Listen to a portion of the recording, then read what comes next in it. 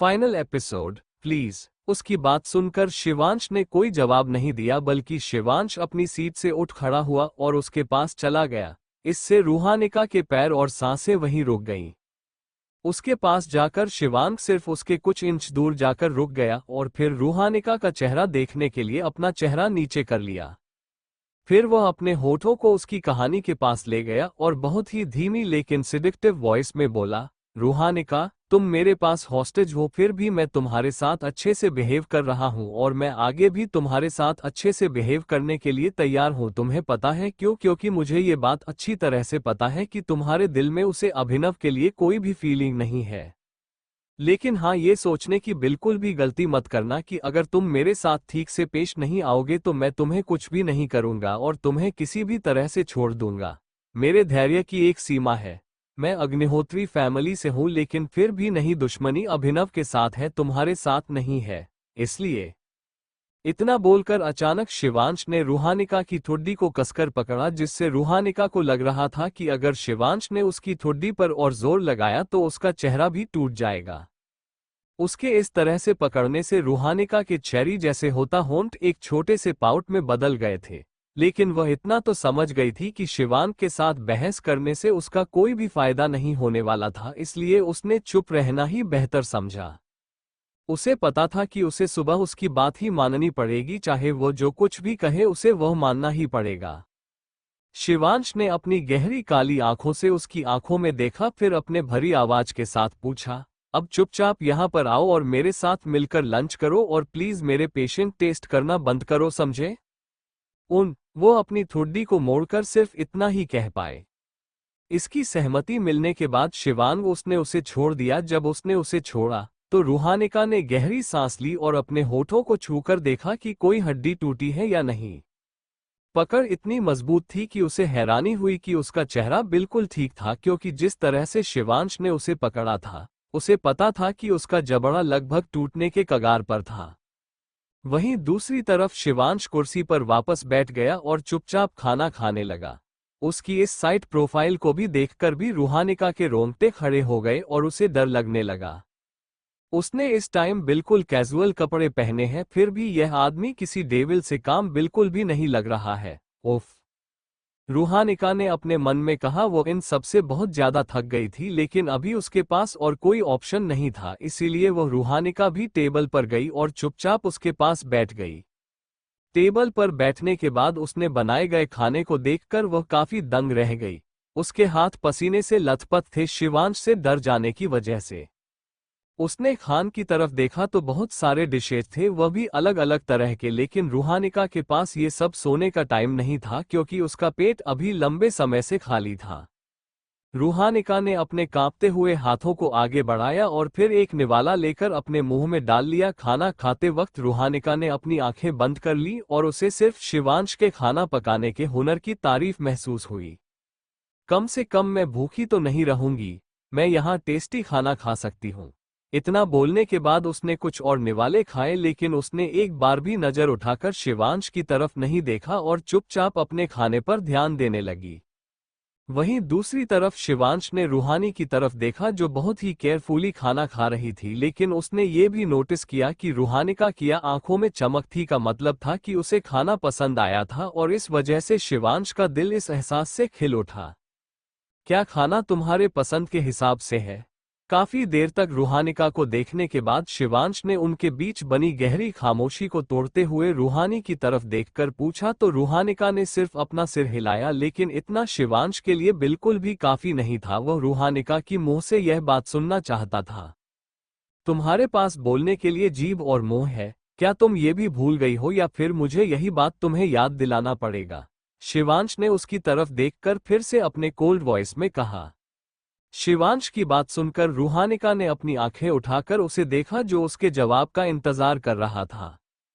यह अच्छा है, रूहानिका ने बहुत ही धीमी आवाज में कहा। अगर शिवांश उसके पास ना बैठा हुआ होता तो शायद उसे सुनाई भी नहीं देती। शिवांश को पूरी तरह से सेटिस्फैक्शन तो नहीं मिला, लेकिन फिर भी मुझे यह अच्छा लगा कि इस बार रूहानिका ने बिना कोई बहस किया उसकी बात का जवाब दिया।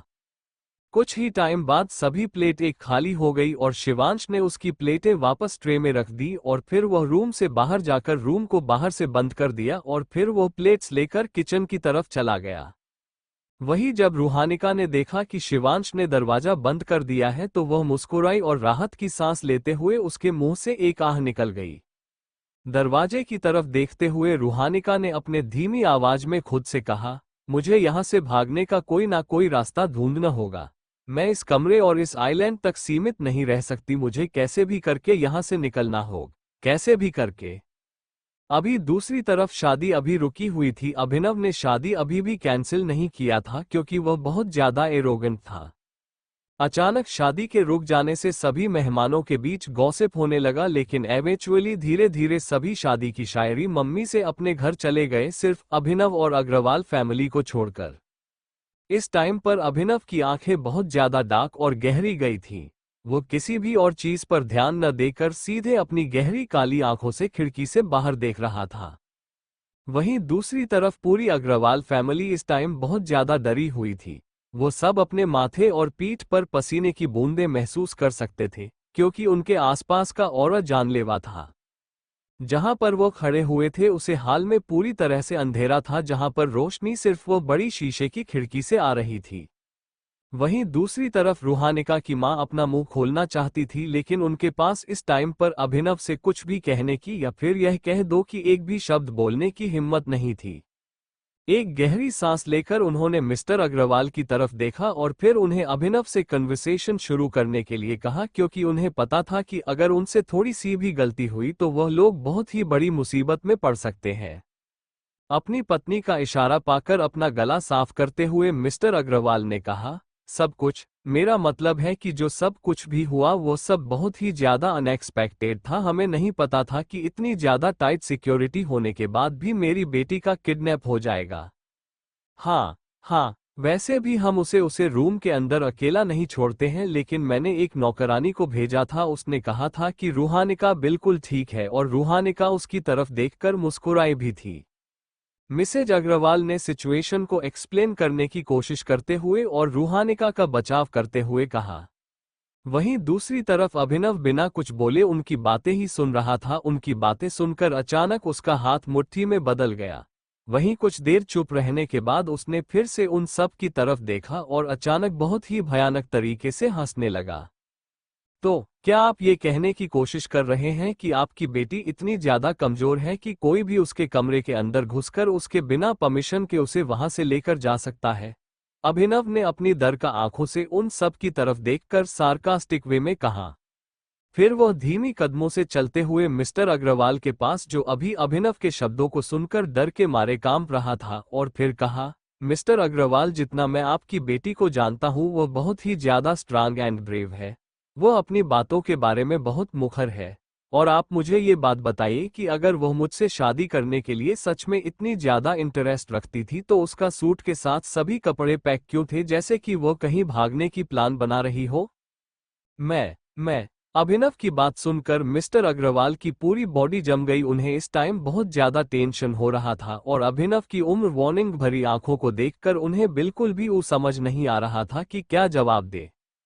मुझे भी वहां पर बात ही कर रहे थे कि तभी अचानक ओलिविया वहां पर आ गई और अपने बिना किसी एक्सप्रेशन वाले चेहरे के साथ बोली, तुम बिल्कुल सही थे, वह आदमी हर एक डिटेल के बारे में बहुत ही ज्यादा अलर्ट था। ऐसा लगता है कि उसे पता था कि कैमरे कहाँ लगे हैं और उसे कहाँ पकड़ा जा सकता है और कहाँ पर नहीं।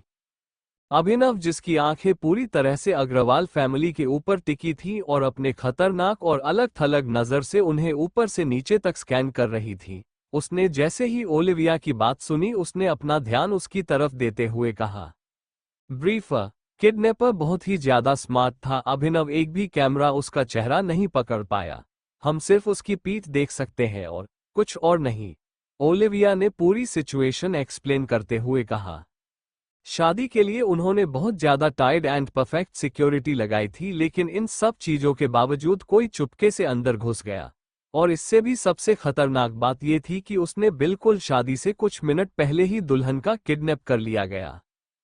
शर्म की बात यह थी कि उसे किडनैपर की यह हरकत उनके चेहरे पर जोरदार थप्पड़ की तरह लग रहा था।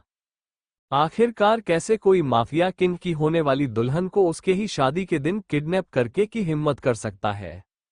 वही ओलिविया की बातें सुनकर अचानक फिर से अभिनव जोर से हंस पड़ा। उसकी हंसी की आवाज पूरे हॉल में गूंज उठी।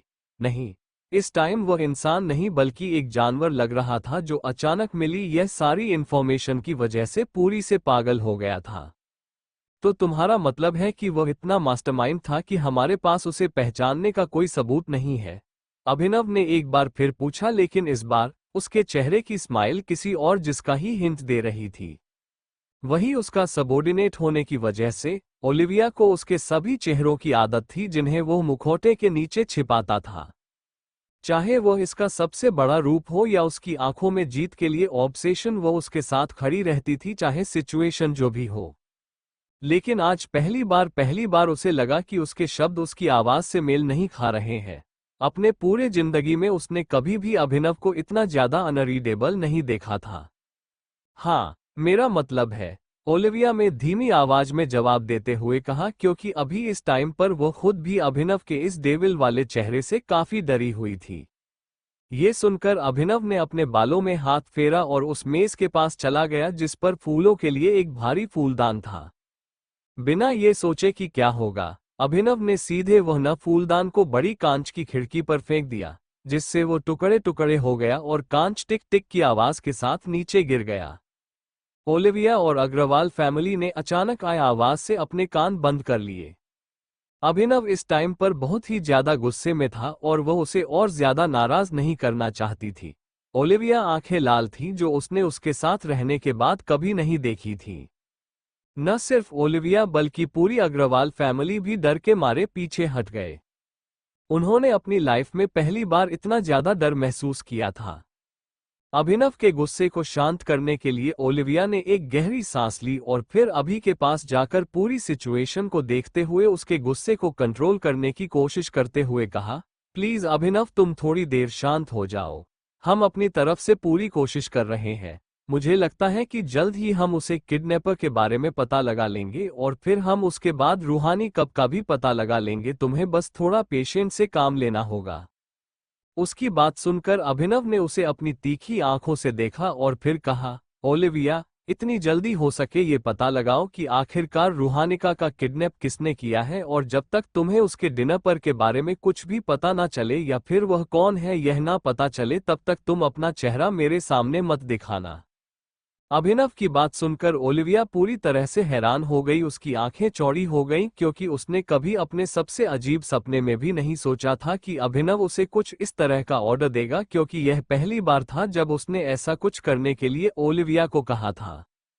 अपने आप को शांत करते हुए वो जल्दी से अभिनव के पास गई और फिर बोली, अभिनव प्लीज तुम ऐसी बात मत करो, तुम सीरियस नहीं होना।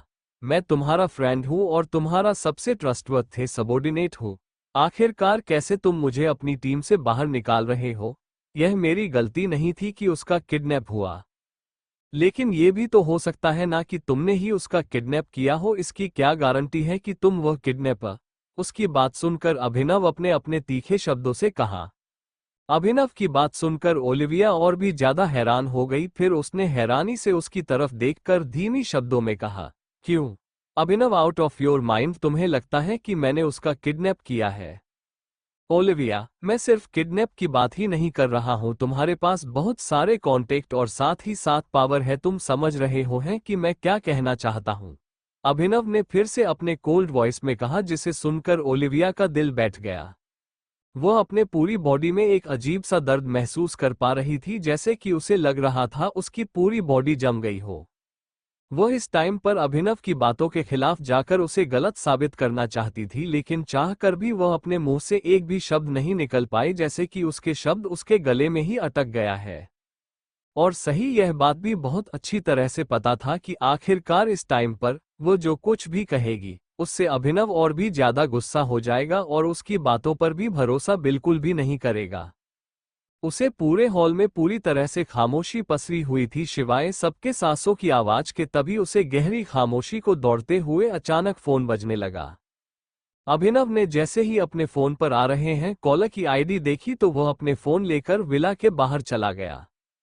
वहीं जहां एक तरफ पूरे अग्रवाल फैमिली की अभी डर की वजह से पसीने छूट रहे थे, वहीं दूसरी तरफ इस टाइम पर ओलिविया बहुत ही ज्यादा गुस्सा महसूस कर रही थी। उसने आखिरकार क्या नहीं किया था अभिनव के लिए, और अभी वही उसे इन सब के लिए जिम्मेदार ठहरा रहा था। उसकी आंखें अभिनव की तरफ चली गई जिसकी पीठ दिखाई दे रही थी, और उसने अपने मन में कहा, अगर तुम्हें सच में यही लगता है कि मैंने उसे रूहानिका के साथ ऐसा कुछ किया है तो मुझे यकीन है तुम्हें जल्दी ही अपने गलती का एहसास होगा। तुम्हें इस बात का भी एहसास होगा कि आखिरकार तुमने मुझे बहुत ज्यादा समझ लिया था। उसके अनजाने में ही उसके नाखून उसके स्क्रीन पर धंस गए। उसकी आंखें इस टाइम पर बहुत ही ज्यादा ठंडी थी और उसकी आंखों में अभिनव के लिए प्यार साफ साफ देखा जा सकता था। उसके दिल में अभी रब के लिए प्यार बहुत ही ज्यादा गहरा था, बिल्कुल किसी ऑब्सेशन की तरह। वहीं दूसरी तरफ मिसेस अग्रवाल ने अभिनव के जाते हुए फिगर को देखा और फिर उनके मुंह से एक आह निकल गई। तभी उसकी नजर ओलिविया के ऊपर चली गई जो एक जगह पर किसी मूर्ति की तरह खड़ी थी, तो उन्होंने थोड़ा हिम्मत करके उसकी तरफ देखते हुए पूछा, मिस ओलिविया, क्या हमें वो सब मिल जाएगा जिन सब का वादा अभिनव ने हमें किया है? मेरा मतलब है कि बिजनेस में पार्टनरशिप और घर। क्या आप उसे जल्दी से जल्दी यह काम पूरा करने के लिए कह सकती हैं? वो बोल ही रही थी लेकिन अचानक बीच में ओलिविया ने उसे गुस्से से देखा तो उन्होंने अपना मुंह बंद कर लिया। वहीं मिस्टर अग्रवाल ने उनकी तरफ देखकर अपनी आंखों से उन्हें कुछ भी ना खाने का इशारा किया, तो मिसेज अग्रवाल ने शर्म और डर से अपना चेहरा नीचे कर लिया। तभी अचानक ओलिविया के चेहरे पर एक अजीब सी मुस्कान आ गई और उसने उन सब की तरफ देखकर कहा, बिजनेस की बात तो भूल ही जाए, अगर रूहानिका नहीं मिली तो मुझे नहीं लगता कि आप लोग सांस भी ले पाएंगे। मैं क्या कह रही हूं आप समझ पा रहे हैं ना? शायद ये पूरी अग्रवाल फैमिली खून से रंग जाएगी। ओलिविया की बात सुनकर उनकी पूरी फैमिली डर से कहां पर नहीं लगी। पूरी अग्रवाल फैमिली को डरते देखकर ओलिविया के चेहरे पर एक सेटिस्फैक्शन भरी स्माइल आ गई और उसने कहा, तो आप लोगों के लिए बेहतर यही होगा कि आप जितने जल्दी हो सके रूहानिका को ढूंढने की कोशिश कीजिए, वरना आगे आपके साथ जो होगा उन सब के लिए आप हमें ब्लेम बिल्कुल भी नहीं कर सकते। अपने आखिरी शब्द के बाद ओलिविया अपना सिर ऊंचा करके वहां से चली गई। तो क्या हुआ अगर अभिनव ने उसे इन सब के लिए ब्लेम किया है? ओलिविया तो खुद ये जानती थी कि उसने इस मैरिज के रिलेटेड कुछ भी गलत काम नहीं किया है, कोई भी उसे किसी भी तरह से ब्लेम नहीं कर सकते। कम से कम मेरा सिर्फ एक धमकी इन सबको डराने के लिए काफी है। वहां से जाते हुए ओलिविया ने अपने मन में कहा। उनके चेहरे पर डर देखकर अभिनव के असिस्टेंट होने के नाते उसका प्राइड और भी ज्यादा बढ़ गया, जिसकी वजह से उसने ये डिटर्मिनेशन बना लिया था कि वह किसी भी तरह है उस किडनैपर का पता लगाकर रहेगी। वहीं दूसरी तरफ अभिनव विला से बाहर निकलकर विशाल बगीचे में आ गया। वहां पर आने के बाद उसने अपना फोन निकाला और इम्मीडिएटली फोन रिसीव किया। यह उसके दादाजी का कॉल था और थोड़ा सॉफ्ट टोन में बोला, आप कैसे हैं दादाजी? तुमने गलत किया है, ये बहुत ही बड़ी मिस्टेक है तुम्हारी। अभिनव, तुम कैसे अपनी ही दुल्हन को शादी के मंडप से ऐसे भागने दिया? किसने तुम्हारा नाक के नीचे से उसे किडनैप कर लिया और तुम्हें इसकी खबर तक नहीं है? आखिर तुम क्या कर रहे हो अभिनव? तुम्हें इन सब के बारे में जरा से भी भनक भी नहीं पड़ी। दूसरी तरफ से अभिनव के दादाजी की बहुत ही कोल्ड वॉइस में आवाज आई जिसने अभिनव की रीढ़ को लगभग ठंडा कर दिया। एक नकली मुस्कान के साथ वो हंसा जो एटमॉस्फेयर को थोड़ा नॉर्मल करते हुए बोला, ओह, कोई ग्रीटिंग और कुछ भी नहीं, आपने तो सीधा सवाल करना शुरू कर दिया दादाजी। तुम्हें अच्छी तरह से पता है कि तुमने जो किया वो हमारी फैमिली के लिए बहुत ही ज्यादा डिसग्रेसफुल थी। तुम्हें ये बात भी अच्छी तरह से पता है ना कि यह शादी हमारी फैमिली के लिए कितना ज्यादा इम्पोर्टेंट थी? अभिनव के दादाजी ने शांत लेकिन ठंडा स्वर में कहा। उनकी बात सुनकर अभिनव इस टाइम बहुत ही ज्यादा फ्रस्ट्रेटेड महसूस कर रहा था। ऐसा नहीं था कि उसके दादाजी उसे पर चिल्ला रहे थे, लेकिन उसे खुद पर ही गुस्सा आ रहा था क्योंकि उसकी सामने से कोई उसका दुल्हन को किडनैप करके ले गया था और वो अभी कुछ भी नहीं कर पा रहा था। उसे अपनी शादी पोस्टपोन करनी पड़ी। मैं आपकी बात समझ रहा हूं दादाजी, मैं जानता हूं। मेरी टीम इस पर काम कर रही है। जल्द ही मैं उसे किडनैपर को पकड़ लूंगा और फिर रूहानिका को भी वापस ले आऊंगा और इस बार कोई भी गलती नहीं। अभिनव रिस्पेक्टफुली अपने दादाजी को समझाते हुए कहा। इस टाइम अभिनव का दिमाग गुस्से से फट रहा था, लेकिन उसके पास अभी शांत रहने के अलावा और कोई भी ऑप्शन नहीं था। सब कुछ इतनी जल्दी हुआ और वह किडनैपर इतना चालाक था कि उसने कोई सुराग नहीं छोड़ा। उसे ऐसा लग रहा था कि जैसे उसका दिमाग एक्सप्लोड होने वाला है। उसे समझ में नहीं आ रहा था कि वह किडनैपर आखिर कितना ज्यादा परफेक्शनिस्ट है। उसने वहां पर मौजूद सभी कैमरा को ऐसे अवॉइड किया, उनकी एक भी पिक्चर या फिर कुछ भी नहीं मिला। उसे लड़की को जितनी जल्दी हो सके वापस ले आओ, अभी सिर्फ हम ही उसकी असलियत के बारे में जानते हैं, इसीलिए जल्दी से जल्दी उसे वापस लेकर आओ। मैं नहीं चाहता कोई और उसे लेकर जाए। सिर्फ तुम्हारी बेवकूफ की वजह से हम और कुछ भी नहीं खोना चाहते। दूसरी तरफ से उसके दादाजी ने अपने कोल्ड वॉइस में उसके ख्यालों को तोड़ते हुए कहा, डोंट वरी दादाजी, किसी में भी इतनी हिम्मत नहीं है कि वह रूहानिका का बैकग्राउंड सर्च करे और की असली पहचान जान सके। वह हमारे साथ ही रहेगी और बहुत जल्द ही वापस भी आ जाएगी। अभि ने अपने अपने हर एक शब्द पर जोर देकर कहा। बेशको अभिनव को रूहानिका से कोई भी प्यार नहीं था, लेकिन रूहानिका के हाथ में जो पावर थी वह उन्हें चाहता था, जिसकी भनक रूहानिका को खुद भी नहीं थी। और इससे पहले कि रूहानिका को इन सब के बारे में और अपने असलियत के बारे में पता चले, वह उसे अपने पिंजरे में कैद करना चाहता था ताकि वह उसे कंट्रोल कर सके और उसकी सारी पावर अपने हाथों में ले सके। अपना ख्याल रखना दादाजी, और आप बिल्कुल भी टेंशन मत करना, आपको जल्दी ही गुड न्यूज़ मिल जाएगी। अभि ने अपने अपने चेहरे पर एक अजीब सी मुस्कान के साथ कहा, तुमने जो गंदगी फैलाई है उसे साफ करो। तुम्हारी माँ पहले से ही उन अफवाहों से परेशान है जो बाहर फैल रही है। वह नहीं चाहती कि हमारे आसपास के लोग उन्हें चिढ़ाएं, इसलिए जो रायता तुमने फैलाया है उसे तुम्हें खुद ही साफ करना पड़ेगा, और जितनी जल्दी हो सके। जहां पर एक तरफ अभिनव रूहानिका को ढूंढने की पूरी कोशिश कर रहा था, वहीं दूसरी तरफ रूहानिका उसे आयरलैंड पर बहुत ही अच्छे से टाइम स्पेंड कर रही थी। हालांकि सब कुछ ठीक चल रहा था, लेकिन उसकी इंस्टिंक्ट्स ने उसे बताया कि उसे जल्द से जल्द इस जगह से निकल जाना चाहिए। लेकिन यह इतना ज्यादा बड़ा आइलैंड है और मैं तो ये जगह पहचानती भी नहीं हूं, मैं यहां से कैसे निकल पाऊंगी, भले ही मैं इतनी भी कोशिश करूं। रूहानिका ने अपने मन में कहा। उसके दिमाग में अभी बहुत सारे उलझने चल रही थी, उसे समझ में नहीं आ रहा था कि वह क्या करे। अभी इस टाइम पर सुबह हो चुकी थी और वह लिविंग रूम में बैठी थी और टेलीविजन देख रही थी। और क्योंकि किचन का डोर ओपन था, उसकी नज़र सहसा ही उसे एथलीट फिगर की तरफ चली गई जो दोनों के लिए ब्रेकफास्ट बना रहा था। ना चाहते हुए भी रूहानिका की आंखें उसके फिगर पर चली गई। वह अपने आंखों के कोन में से उसे घूरने लगी कि वह अपने काम में कितना ज्यादा परफेक्ट है। सोफे पर बैठी हुई भी वह ये साफ साफ देख पा रही थी कि कैसे शिवांश चाकू से सब्जियां सफाई से काट रहा था, और ना चाहते हुए भी वह शिवांश से इम्प्रेस हो रही थी। लेकिन उसी समय जब शिवांश ने उसे घूरने के लिए अपनी आंखें उठाईं, तो जल्दी से रूह निकले किसी तरह अपना ध्यान वापस अपने सामने लगे टेलीविजन पर लगा लिया। रूहानिका के इस बिहेवियर को देखकर शिवांश के चेहरे पर एक तेरी मुस्कान आ गई और उसने रूहानिका की तरफ देखकर सीरियस टोन में कहा, मिस अग्रवाल, अगर आप चाहे तो आप मुझे देख सकते हैं, मैं आपको नहीं रोकूंगा। और अगर आप चाहे तो मैं आपके चेहरे करीब भी आ सकता हूं ताकि आप मुझे और भी अच्छे से देख सके।